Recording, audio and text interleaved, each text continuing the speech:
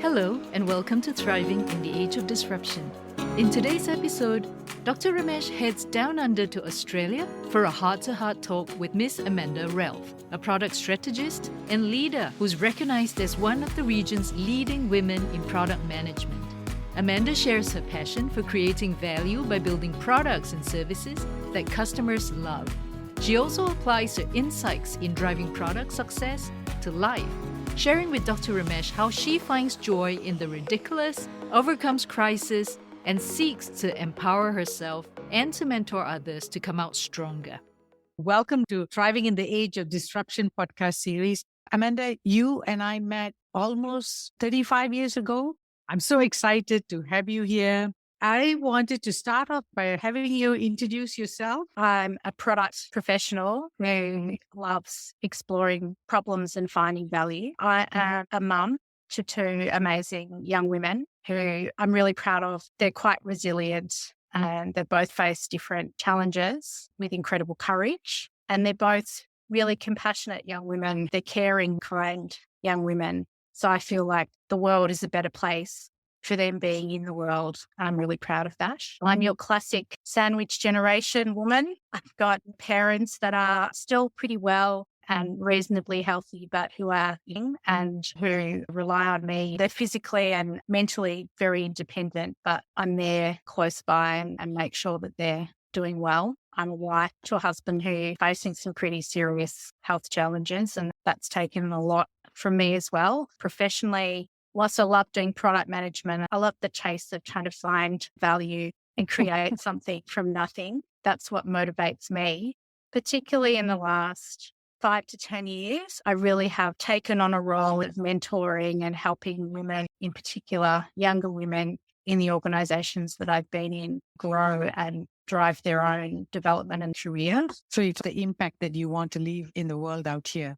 Yeah, I love that Madeleine Albright quote that there's a special place in hell for women who don't help other women. And I really try and take that on as a mantra because I feel an obligation to help, support, coach, mentor, just be a psychological support, give a psychologically safe space for younger women to have vulnerable conversations about what they're struggling with or where they want a little bit of guidance or insight. What's your experience been? What have you done? So I think for older women, we need to take that responsibility seriously and try and help lift up those around us and help them progress through their career.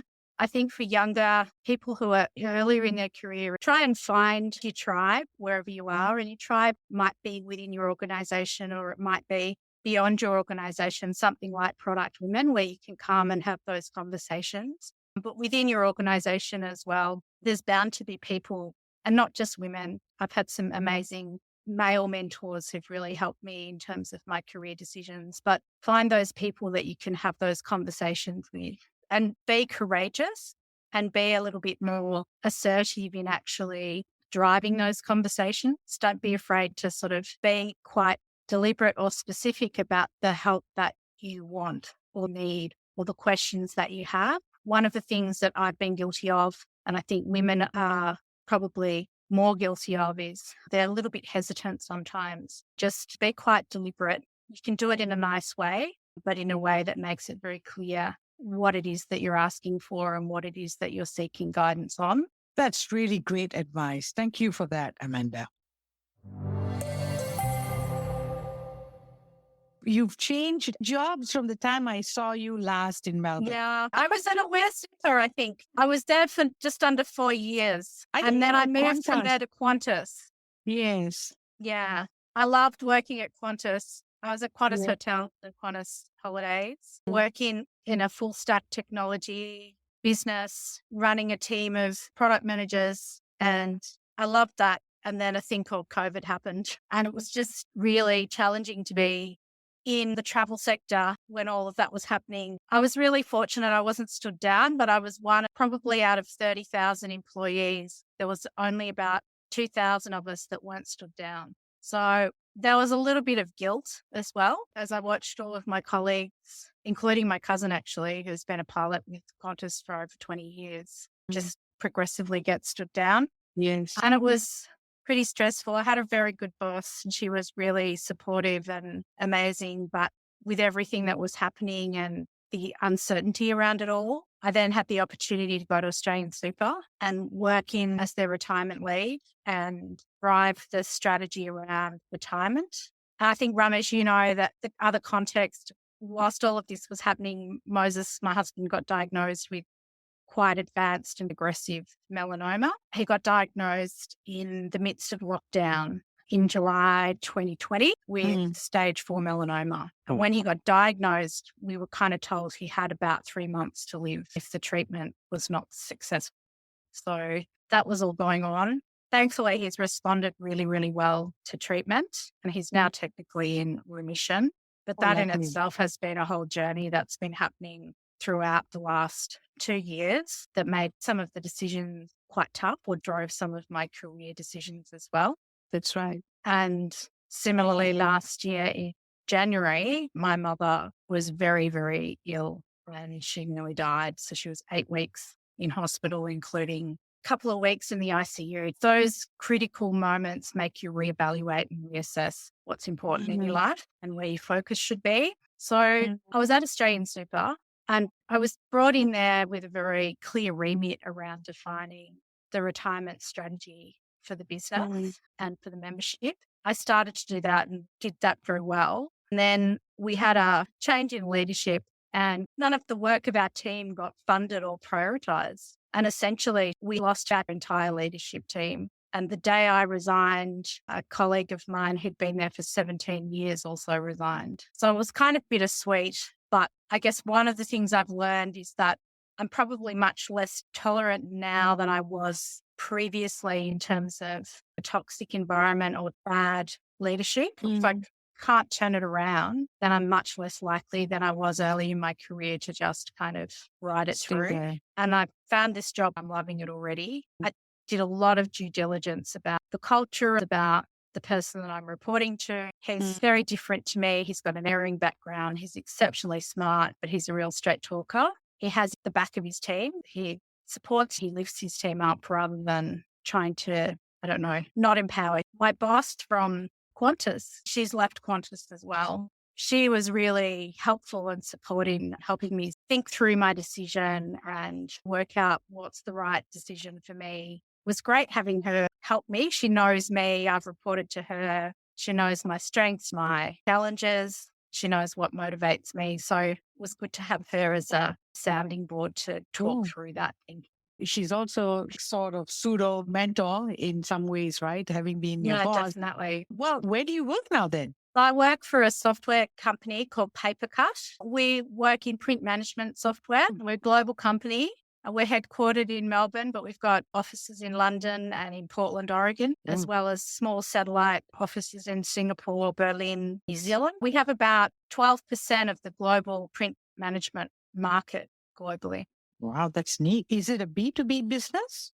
It's primarily B2B, an interesting channel model, which I'm just sort of working my way through. There's the main channel is a reseller model. So our client base is actually multifaceted, but the printer manufacturers, so the likes of Fuji, Xerox and Canon and all of those big manufacturers, and then the reseller network, so the managed print service providers, managed network providers who then go into big institutions. We're pretty diverse, but we've got big verticals in healthcare, in education, in government in particular. And the founders are still heading up the company.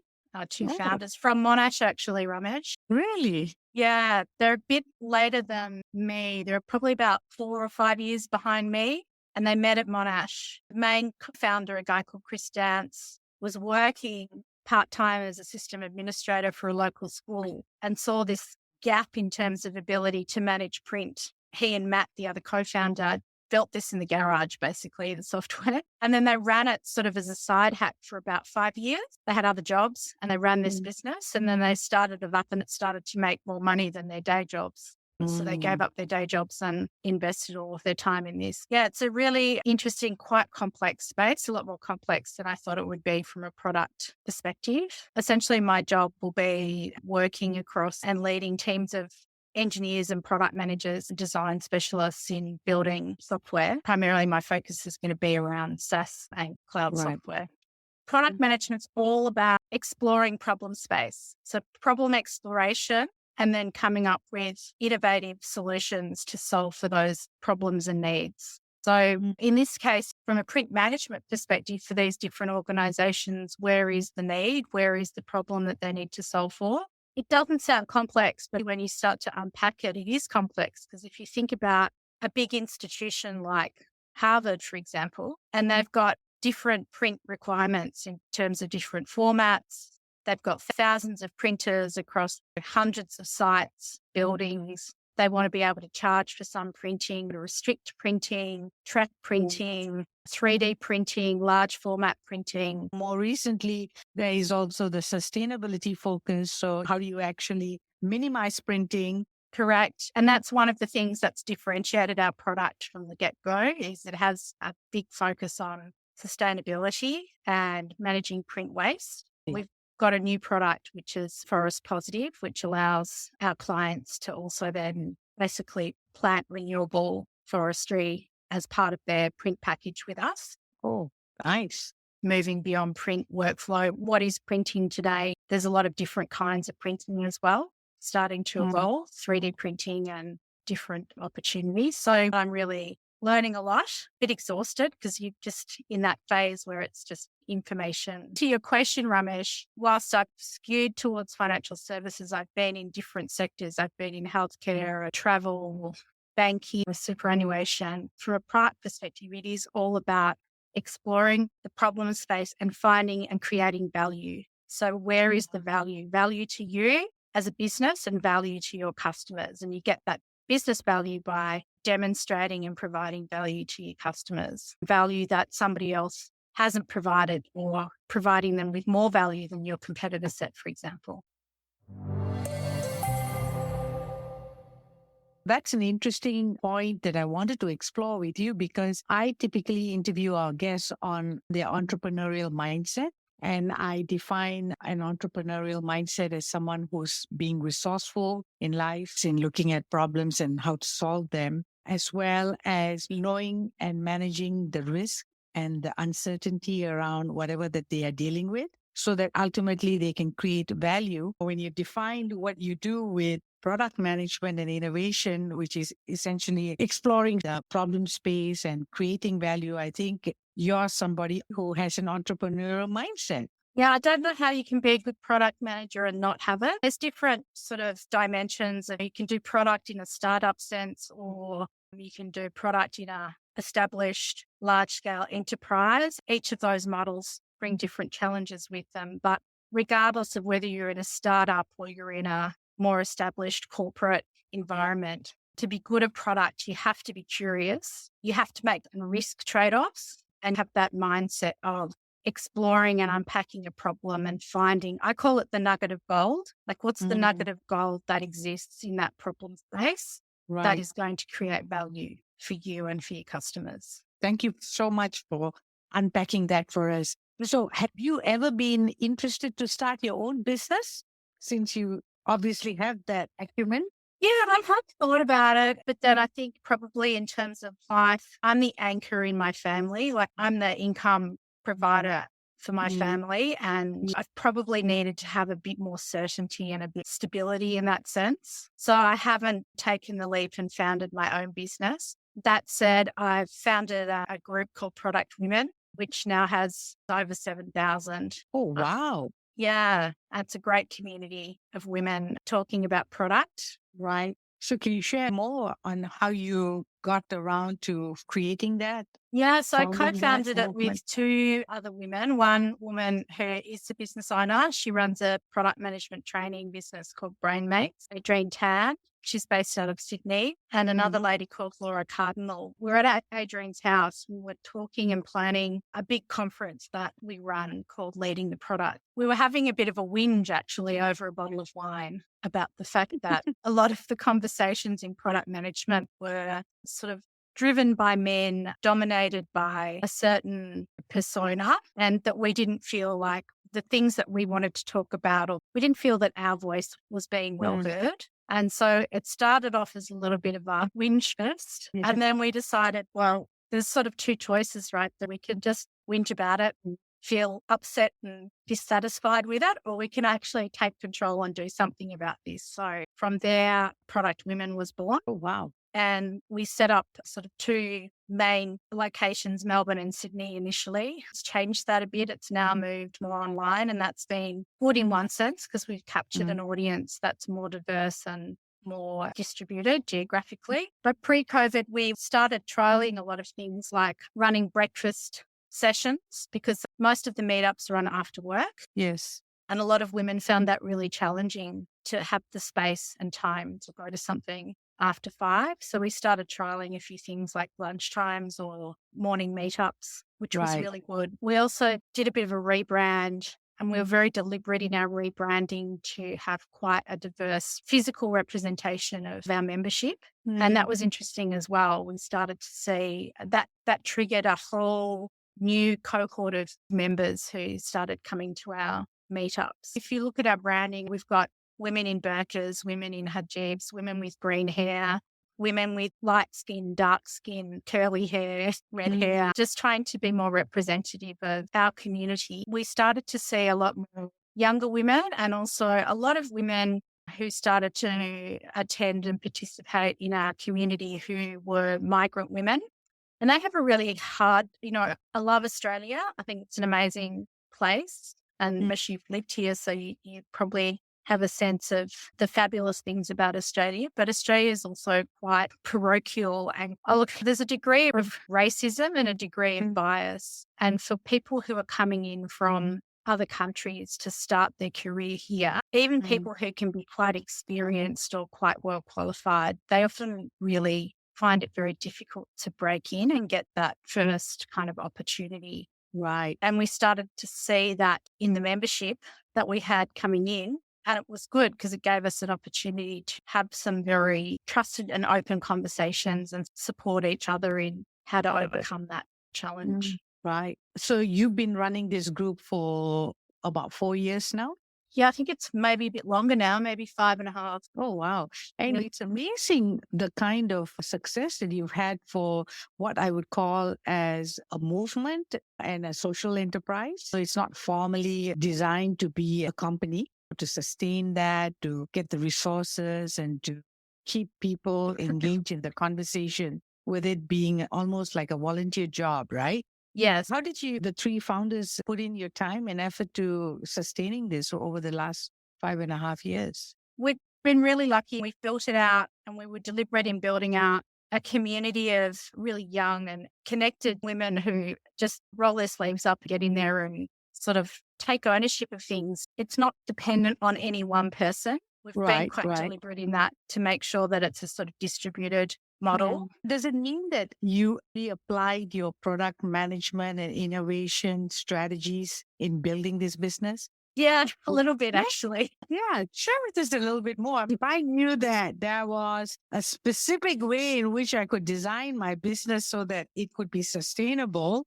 it has me interested. It was developing and enabling a group of people who are passionate about product management and having a voice for women. We're not exclusive to women. We have some male speakers. We have men participating in our sessions, but it's about us setting the agenda and talking about the things that we want to talk about and explore the topics we want to explore. We've basically set it up so that there's a network of product women leads who separately go out and recruit. They talk to our membership. They find out what are the things that they want to hear about, learn about, and then they go out. With our early days, we were much more hands-on and having to help connect them, but they go out, reach out, get speakers and bring them in. We provided all that infrastructure in terms of meetup platforms and Zoom, and we've got sponsors who provide us with physical locations as well when we do physical meetup. I think it's very inspiring that the three of you got together and created something which is really impactful for something you believe strongly in, which is to give a voice to women in product management and innovation space, and to actually use the methodology so that you created a network which is sustainable. Yeah, it's been great. I find it personally quite energizing as well to see all these really smart young women who probably much smarter than I was at their age, if I'm really honest with you. It gives me great hope for the future. Wonderful.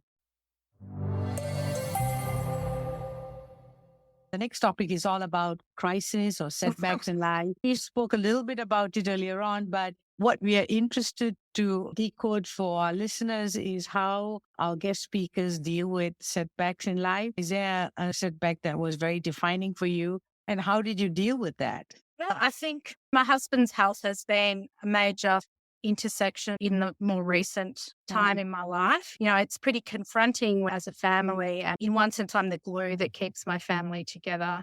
It's a crisis of many dimensions because you're confronted with a reality, which is this person that you love may actually die. In the case of my husband, it was brutal. We're told 10 to 12 weeks. Right. Which is not a long time at all. And then you're also at the same time facing into a financial crisis. It's a terrible conversation to have, but it's a terrible thing to have to think. But it's like, well, how much is this going to cost?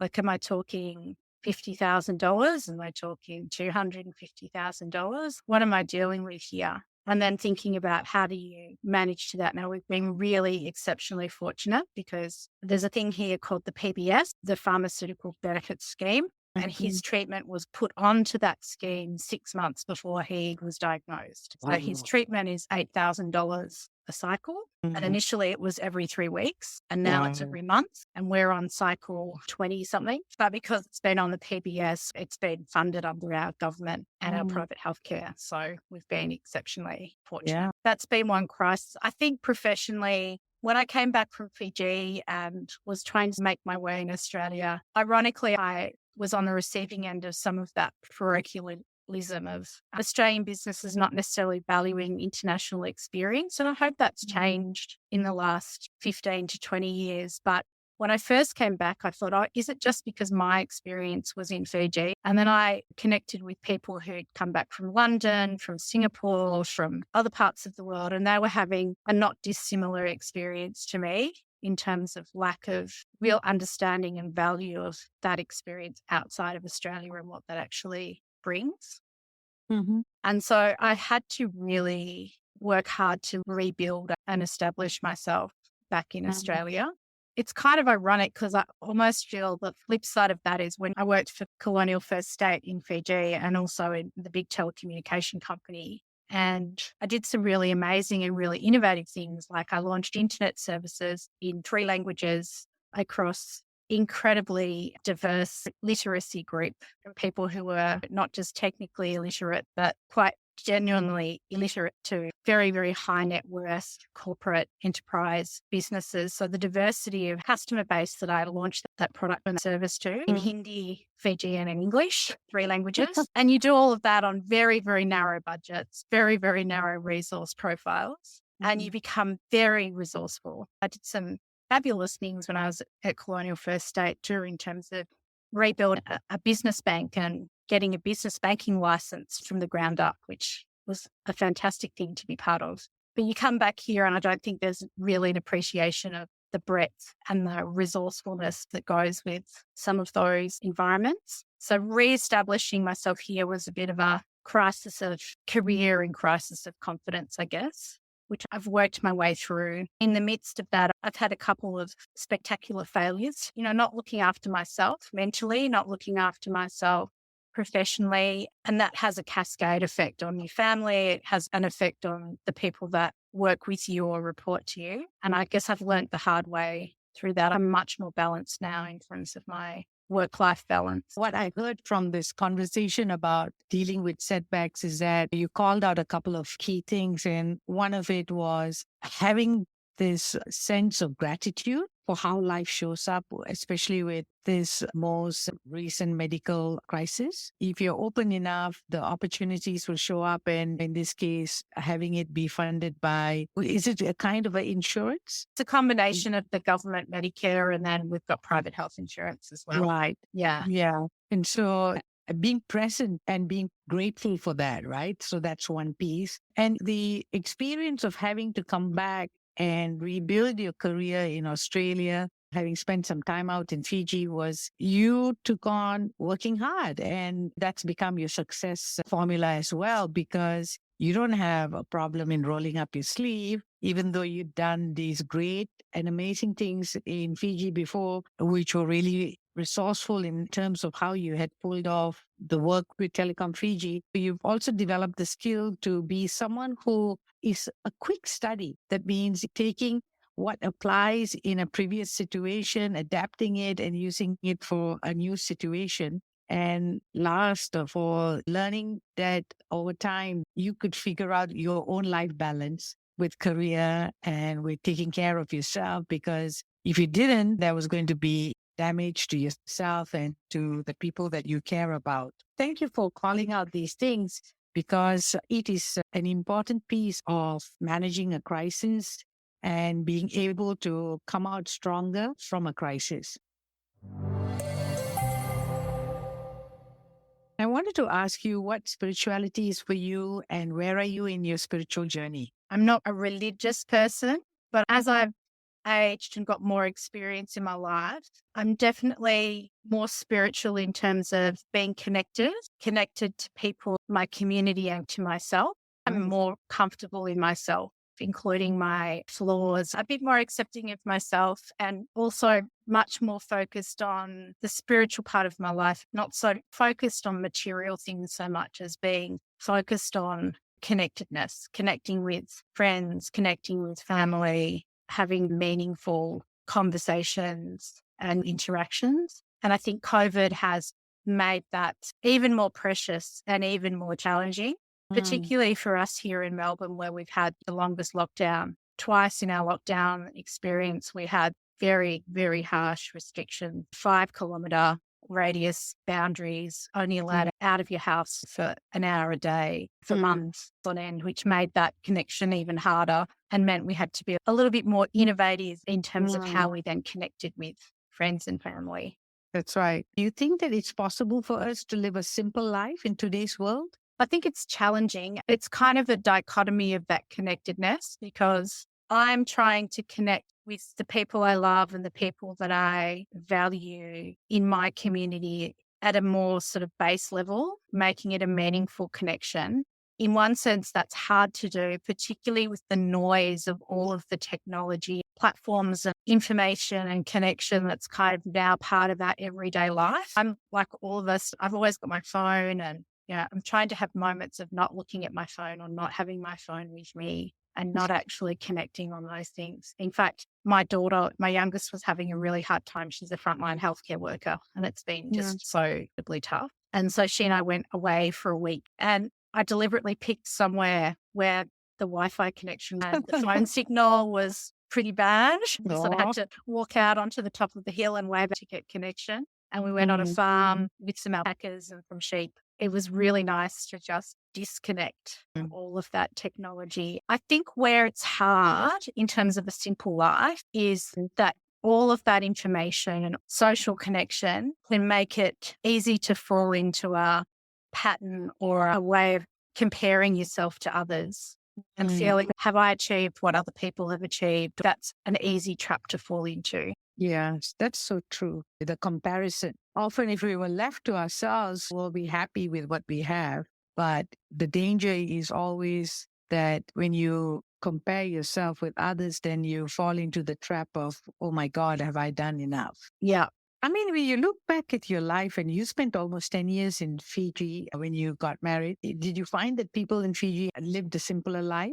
Yeah, Because of you really Western miss that. You go to the village and everything slows down, and it is just a focus of spending time together and having deep conversations. That's the thing I really miss. There's a girl I'm following on YouTube at the moment. She's the Korean woman cycling her way through the South Pacific. Oh, wow. She's in Fiji at the moment. I'm not sure if she's still there, but she had this video she posted. She's just riding her bike, and it was just such a Fijian experience. She ends up buying a bunch of bananas, and then they invite her into the village, and then she has this whole adventure through the day. Time just slows down, and she goes from riding a bike to having these amazing experiences, and then ultimately pitching her tent in their front yard, staying overnight, and again connecting. It like epitomizes the thing that's so great in Fiji, is that people materially don't have a lot, but what they have, they share, and they share themselves. They're just very giving of themselves. And it's really lovely. Yeah, it is. what would be three key things that represent thriving for you? I know when I'm thriving, I'm not making comparisons. I'm not comparing myself to others. It's kind of a bit of a litmus test. Am I happy and comfortable in where I'm at? That I'm laughing a lot? Oh, that's right. Yeah, because I have a very keen sense of humor and I do find joy in the ridiculous. And if I'm not finding joy in the ridiculous, that's probably an indication that I'm not thriving. And I think just generally feeling present, feeling connected. That's nice. Amanda, you and I met almost 35 years ago. Yes, I told mum and dad today, I said, I'm catching up with Ramesh later on and told them what we're doing. And they said, oh, Ramesh, we love her so much. And please say hello to her. Tell her we send her our love. Please send them back my love and a hug as well. It was in the early 90s and Australia was a very different place. And I loved just hanging out with you, Mo and Tanya. And it was a lifetime ago, but those memories are still fresh in my mind. And they were part of my character building. So I'm really excited that we could catch up today because it reminded me of those carefree days when I was looking into the future, imagining who I would become. It was a great time. And one of the things I really value with my parents is neither of them finished high school. And they both come from pretty sort of middle class in Anglo-Australian backgrounds, but both of them were quite, I guess, ahead of their time. It's kind of laughable, but in the 70s, some of my friends at primary schools couldn't believe that we ate Chinese food. You eat Chinese food? Like, wow, you're really out there. Your family's out there. You're progressive. Yeah. And mum and dad sort of tried to expose us to different things, different cultures and people. And then when I got to uni, when I left home and was living on campus, just meeting all those people you mentioned and all of their backstories and their backgrounds, it just sort of expanded my worldview and my horizons about what was out there. Okay, wonderful. Thank you for having this discussion with us, Amanda. I think we had a very authentic conversation. Thanks, Ramesh. Thanks so much. Thank you. Thank you, Dr. Ramesh and Amanda. We hope you've enjoyed exploring the entrepreneurial mindset and this product manager's map to success in work and in life. If you're interested to learn more about how to start or to improve on your entrepreneurial endeavors, check out Dr. Ramesh's book, The Big Jump into Entrepreneurship 2.0 for her top tips. Simply click on the Amazon link provided in the podcast description. Next up, Dr. Ramesh hops over to Thailand to explore the intricacies of working in a successful family business and balancing that with entrepreneurship ambitions to build one's own business. We'll be meeting with Mr. Darren Pongsananda, founder of Cozy Furniture, and whose family owns Gason Property, one of Thailand's leading players in the commercial, retail, and residential property space. Thank you for joining us today, and be sure to follow Dr. Ramesh on LinkedIn so that you'll be alerted every time our new podcast episode comes out on Thriving in the Age of Disruption.